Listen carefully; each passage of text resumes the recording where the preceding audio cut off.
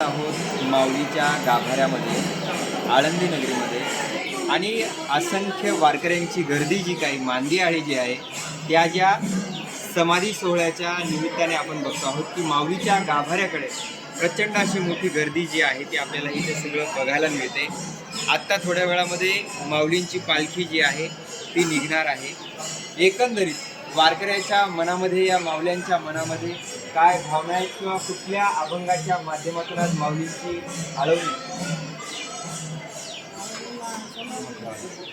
समाधी घेतले आळंदी समाधी घेतले आळंदी